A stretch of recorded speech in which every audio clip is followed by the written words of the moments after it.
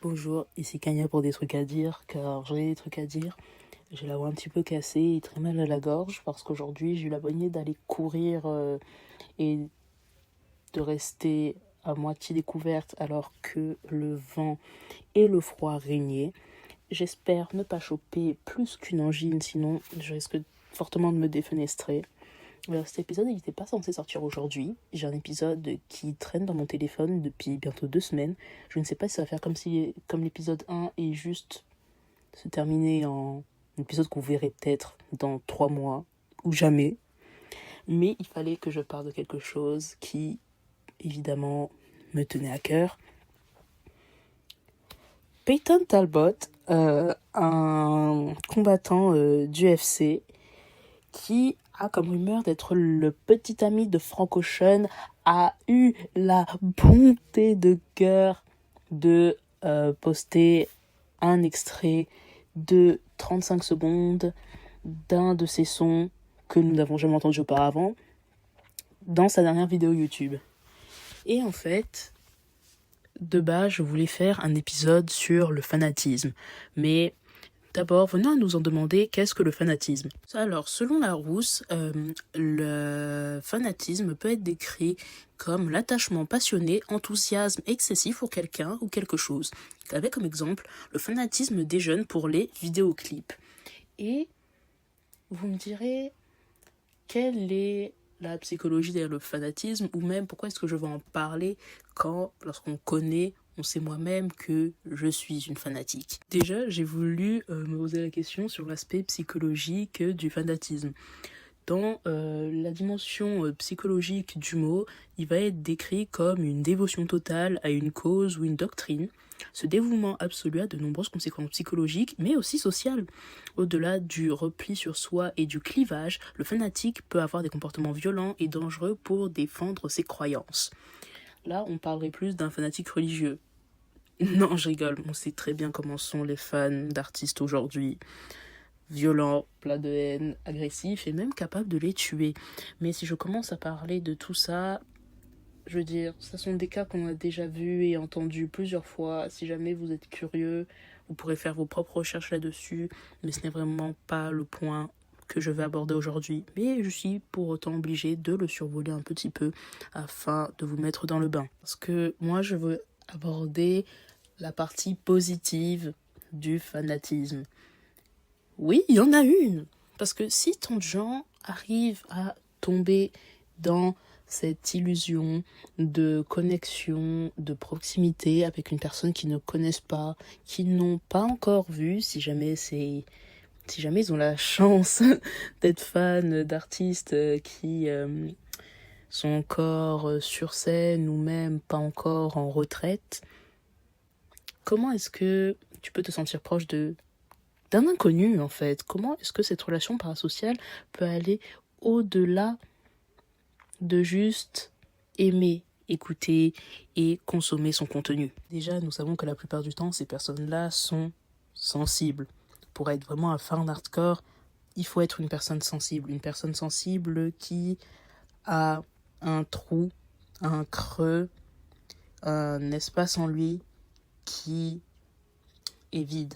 Un espace qui va ressentir comme vide, quelque chose qui va le pousser à toujours chercher au-delà de la simplicité, au-delà du quotidien, au-delà du typique. Personnellement, je sais que ça va être au niveau de la sensibilité des mots. Étant quelqu'un qui ne sait pas s'exprimer, qui ne trouve pas toujours les mots sur ce que j'ai à dire, je sais qu'un artiste qui va avoir une belle plume, ça va vraiment me toucher. Vous allez dire que c'est tout le monde, mais non, ce n'est pas tout le monde. Certains, c'est un timbre de voix. La personne peut ne pas être la meilleure lyriciste au monde. Sa voix va enchanter la personne qui va l'écouter. Ça peut être le type d'instru sur lequel il pose. Parce que oui, certains artistes, je les écoute et je me dis, ils sont pas très originaux, leurs textes ne sont pas les meilleurs, mais les instrus qu'ils choisissent et la façon dont ils arrivent à la maîtriser avec leur flow, je ne peux pas dire que je ne suis pas cliente de ça. Ce serait vous mentir, ce serait un gros mensonge et nous ne sommes pas là pour se voiler la face. Aussi, oui, désolé, j'ai encore omis de mettre de la musique en fond. C'est juste pas bien. Genre, je n'arrive pas à bien mixer. Je ne suis pas faite pour ça. Désolée, vous allez juste devoir supporter ma voix avec les bruits de fond de ma maison. Parce que d'habitude, j'enregistre la nuit entre 1 et 3 heures du matin. Ce qui explique aussi pourquoi mes pensées ne sont pas toujours claires, correctes et que je m'emporte facilement avec un brin de fatigue. Mais là, il est vraiment juste 18 heures. Je me suis réveillée tôt, j'ai fait tout ce que j'avais à faire et à 16h30, ma journée était terminée, je n'ai toujours pas sommeil, donc il fallait bien que je m'occupe. Et puis même, je me suis réveillée ce matin, j'ouvre mon téléphone pour revenir à notre sujet principal. La première chose que je vois, extrait de Frank Ocean, nouvelle musique. Et je vais sur YouTube et il faut savoir que du coup, il y a quelques mois, quand Frank Ocean avait posté Peyton en story, je m'étais demandé c'est qui ce petit rigolo et pourquoi il est autant dans les stories de Frank Ocean, parce que ce n'était pas la première fois. Et du coup, je fais des recherches et il faut savoir que de base, je m'en fous totalement de l'UFC. Genre, j'ai pas compris le but et je trouve que c'est un sport extrêmement dangereux. Cependant, je me suis dit, je vais un peu m'intéresser au personnage, voir ce qu'il propose. J'ai commencé à regarder quelques-uns de ses combats. J'ai trouvé ça plutôt cool. Puis je regardais ses interviews d'après-combat. Je trouvais qu'il avait une voix simple, intéressante, et qu'il avait des intérêts plutôt honorables, tels que le pole dance ou le fait de mixer des sons. Puis je suis allée voir ses vidéos sur YouTube, et je me suis dit, non, franchement, il est intéressant. À partir de là, du coup, je regardais tranquillement ses petites vidéos YouTube, et lorsque je vois que l'extrait était leak, je vois que c'est des vidéos de Peyton éditées dans son style, parce qu'il fait pas mal de vlogs où il édite. Du coup, je saute sur YouTube, évidemment, l'extrait est là, et je me dis, quelqu'un l'a enfin fait, merci. Mais pour en revenir au fanatisme, il faut savoir que Frank Ocean, pour, je sais pas, les deux d'entre vous qui ne sont pas au courant, il n'a pas drop de son depuis 2020 et il n'a pas drop de album depuis 2016. 2016, j'avais 11 ans.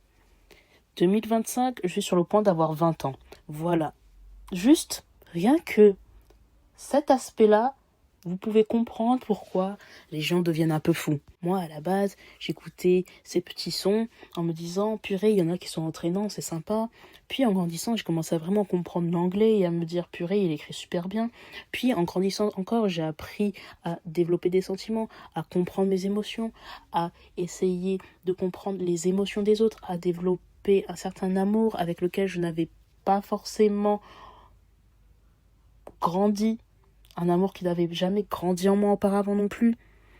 Et je me suis juste retrouvée dans ses textes, dans sa voix, dans les instruments qu'il utilisait, et puis même dans le fait qu'il aimait toucher à tout, qu'il aimait prendre du temps pour lui, qu'il aimait ce qui était beau, car pendant des années, je n'ai jamais vraiment porté attention à tout ça. Tout ce que je voulais, moi, c'était aller à l'école, avoir de bonnes notes, et regarder des vidéos sur YouTube. Je ne voulais rien faire de ma vie. C'est pour ça que plus le temps passe, plus je me dis, en fait, pousser les gens à la création dès leur plus jeune âge est super intéressant. Après, on m'a quand même initié au sport à un très jeune âge. Et c'était vraiment une bonne chose de faire ça, mais j'ai eu plusieurs appareils photo en grandissant et j'aimais beaucoup utiliser tout ce que j'avais de technologie, que ce soit mes vieux téléphones ou mes vieilles tablettes, pour filmer et même faire des petits montages rigolos. Je faisais beaucoup ça quand j'étais fin primaire, début collège. Je sais que si je fous quelque part sur une clé USB, il y a environ, je rigole même pas, 25 petits mini-documentaires de moins de 5 minutes sur ma vie ou des scénarios où j'ai forcé des enfants de mon âge à juste acter avec moi. Et c'est ok, c'est ok, je m'amusais beaucoup. Et plus j'ai grandi, plus des artistes touche à tout m'ont impressionné.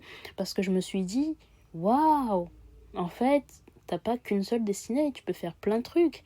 Et c'est comme ça que, à partir d'une éducation qui était plutôt centrée sur le sport et l'aspect physique de la santé, j'ai pu me tourner vers un aspect un peu plus créatif et d'une autre vision du fait de pouvoir se dépenser. Et je trouve juste ça très beau d'avoir pu être guidé juste par le fait d'aimer ce que je voyais à travers les écrans. Et aujourd'hui encore, je veux faire plein de trucs. Et ces personnes-là qui essayent, réussissent et donnent une belle vision de la vie à travers ces images et leur philosophie, je suis désolée, Franck, il n'y en a pas deux comme lui. Et il n'y en aura jamais deux comme lui. Et si je dois attendre encore 5 ans pour un nouvel album, j'attendrai. Parce que ce que pas mal de personnes savent, que pas mal de personnes aussi ignorent, certaines personnes juste ne savent pas, c'est que Frank Ocean s'est retiré d'un coup suite au décès de son frère. Il ne voulait juste plus, il ne pouvait plus, il était en deuil. Et c'est pour ça que lorsque les personnes l'ont vu avec Peyton, ils se sont dit, tiens, peut-être qu'il reprend espoir en la vie, peut-être qu'il revoit les couleurs de la vie. Et nous donner un extrait de 35 secondes à travers lui sur sa propre chaîne, enfin, je suis désolée, à un moment donné, comment tu ne veux pas perdre la tête? Je m'éloigne encore une fois du sujet, mais vraiment, Frank Ocean en fait. Frank Ocean. Vous savez ce que j'ai fait après avoir vu cet extrait dans ma For You page sur TikTok en me réveillant avant 9h ce matin? Je me suis levée, j'ai pris mon café, je me suis habillée et je suis partie courir 6 kilomètres. Tellement, en fait, ça... La musique... en fait, je sais pas si je suis pas juste pour la folle du coin ou si vraiment ça va make sense pour vous. Dans les deux cas, je suis là pour ça anyway, être la folle de service. Mais je me suis levée, j'ai couru 6 kilomètres, je suis arrivée à la salle, j'ai fait mon workout, j'ai pris mon bus, je suis rentrée chez moi, je me suis fait à manger, j'ai mangé, j'ai fait la vaisselle, j'étais rassasiée et j'arrivais toujours pas à y croire en fait. Vous avez entendu ces 35 secondes? En fait, vous les avez entendus. Je vais quand même les remettre. As much as I've been gifted, we got history, now all of a sudden I'm a mystery. And the feeling's alive, but what feeling is it? Think true love's a mirage, always in the distance. I read your diary, every line. I wanna drink your words like wine. I read your diary, every line. I wanna drink your words like wine. En fait, je jalouse les fanatiques tellement dans la désillusion qui peuvent se convaincre que la personne qu'ils admirent est au courant qu'ils existent, qui peuvent genre se manipuler au point de penser que l'artiste qu'ils écoutent les aime en retour, qu'il aimerait les rencontrer, qu'il aimerait former la vie avec, que s'ils se rencontraient en face à face, ils tomberaient amoureux directement, formeraient une famille, ou même deviendraient amis, ou même pourraient les convaincre de release un album. J'aimerais tellement avoir ce genre de folie. Mais déjà, je fais de l'anxiété sociale, j'ai peur des gens, et j'ai peur des hommes. Même si j'aime beaucoup mes artistes musicaux masculins et que j'écoute énormément d'artistes masculins, je veux pas les rencontrer dans la vraie vie. Ils me font tous peur. Même Tyler, the Creator, oui. Même lui. Je ne veux pas parler à cet homme. En plus, vous avez vu comment il humilie ses fans sur scène? C'est hilarant.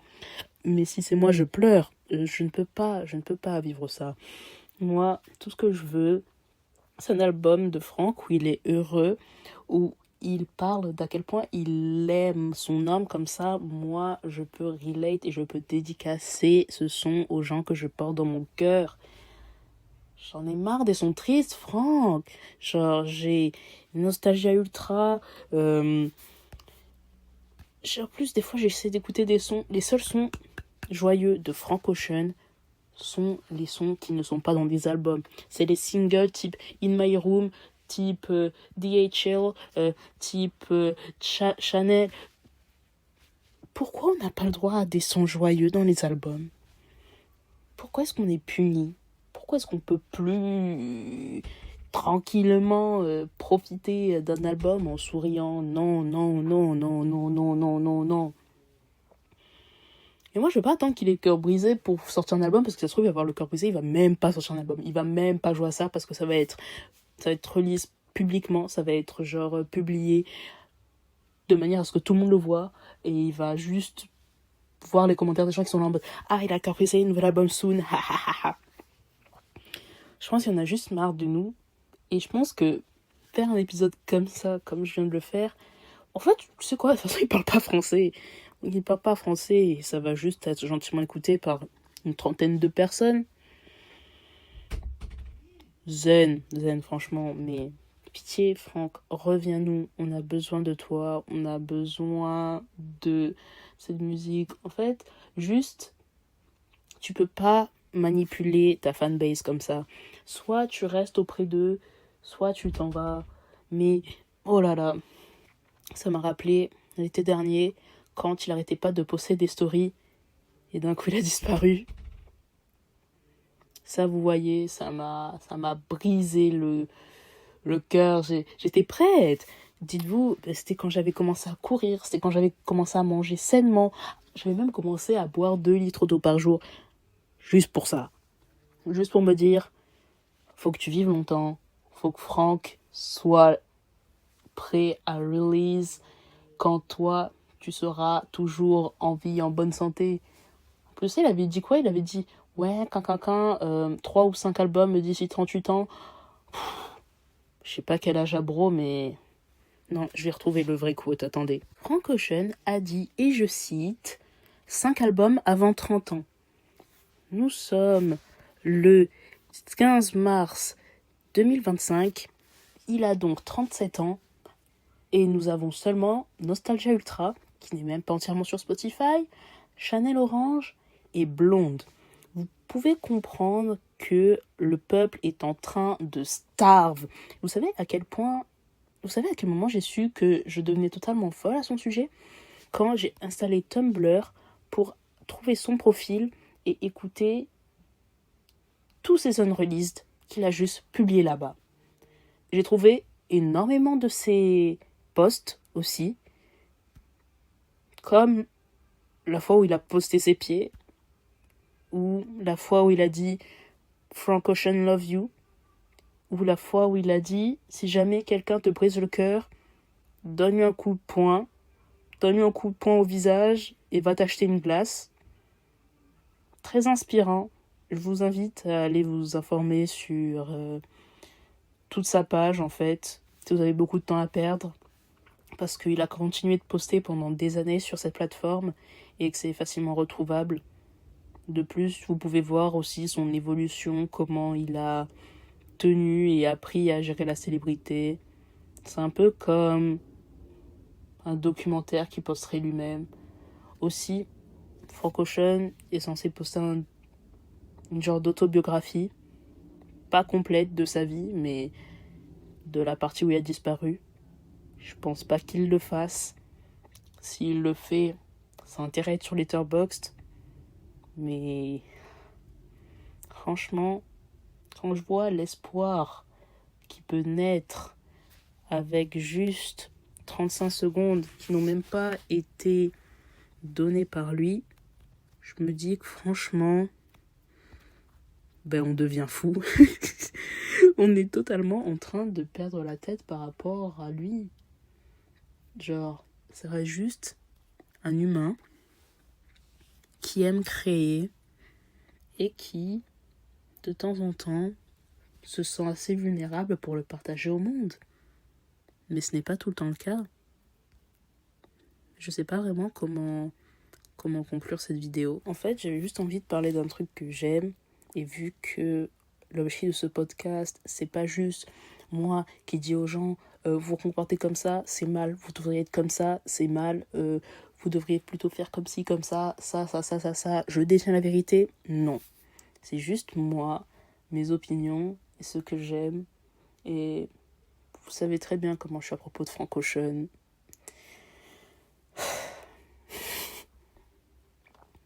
Et si vous êtes vraiment très proche de moi, vous savez vraiment la mini hyperfixe que j'ai sur Peyton. Enfin, mini maintenant. Il y a 3-4 semaines, c'était vraiment très très fort. Mais en même temps, c'est un personnage vraiment très intéressant. Je vous demande pas de vous intéresser à lui par rapport à Frank, parce que c'est assez weird, même de ma part. Mais je sais pas, il y a un certain intérêt à lui porter. C'est une personne très ouverte, mais aussi très simple. Après, je le connais pas personnellement, évidemment. Ça semble logique. Mais je sais pas, il y a un certain intérêt qui se crée par rapport à sa propre personne.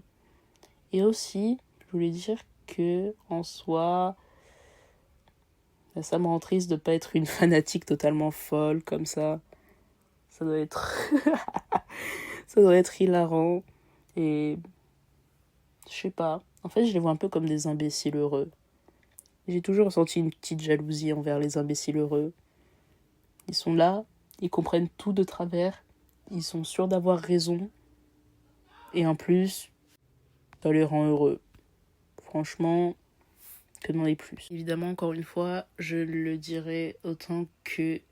Après, je peux toujours utiliser le speech habituel, vous encourager à créer, à ne pas avoir peur de tenter, de montrer aux gens que vous essayez, que vous améliorez dans certains domaines, d'explorer les dimensions et les surfaces de la vie qui vous ont toujours intéressé mais fait peur par rapport au regard de l'autre. Et peut-être qu'un jour, les gens vous idolâtreront comme ils idolâtrent vos stars préférées, qui sait. Donc oui, franchement, j'ai juste pas d'autres mots. Mais franchement, écouter tout ça, ça me donnait envie d'à nouveau écrire, sachant que ça fait quelques mois que j'ai arrêté, et bientôt 1 an que j'ai arrêté d'en écrire quotidiennement. Fut une époque où j'en écrivais tous les jours, ou au moins 2 fois par semaine, et je vais pas vous mentir sur le fait que cela peut créer un assez grand vide. C'est comme quand les artistes, ceux qui dessinent, ou même, j'imagine, ceux qui chantent aussi ça, mais quand ils ont un blocage et qu'ils ne peuvent juste pas trouver d'inspiration. Ben, j'ai eu ça. Et c'est dommage, parce que j'avais de l'inspiration que quand j'étais au fond du trou. Maintenant que je suis heureuse et que je vis bien, je n'en ai pas. Et entendre cet extrait d'un artiste qui est connu pour la plupart de ses sons plutôt tristes, être heureux et pouvoir créer en étant heureux me fait me dire, purée, si lui qui est connu pour ça y arrive, pourquoi moi j'y arriverai pas? Devoir me lancer dans de nouvelles choses, essayer de changer d'angle, de changer d'aspect, de changer de philosophie et d'ouvrir un peu plus mon cœur à la découverte si cela est possible. Évidemment que ça le sera, tout est possible, mais vous voyez ce que je veux dire. Ça va juste me motiver à en fait me donner encore moins d'excuses. C'est juste ça en fait. Et le fait que juste 35 secondes sur une vidéo montée du quotidien d'un mec dont je connaissais à peine l'existence il y a encore 1 mois est effrayant. Donc créez, ne vous donnez pas de limites, même si c'est nul, même si vous ne vous sentez pas avancer. Battez-vous, n'allez jamais vers le plus facile, la solution n'est jamais facile. Et continuez d'admirer vos idoles sans être dans la désillusion si vous le pouvez. Voilà, c'était Kanya pour des choses à dire, car j'en avais des trucs à dire. À bientôt.